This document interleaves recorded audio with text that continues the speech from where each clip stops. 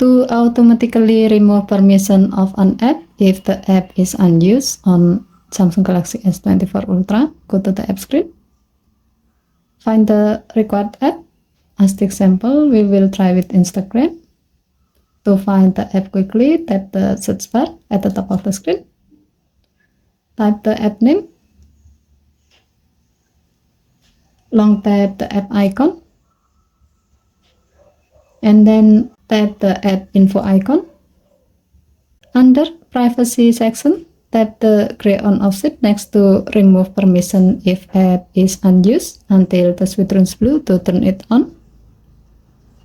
By doing this, your phone will automatically remove permission, delete temporary files, and stop notification of the selected app, in this case, Instagram, when the app is unused after a few of months.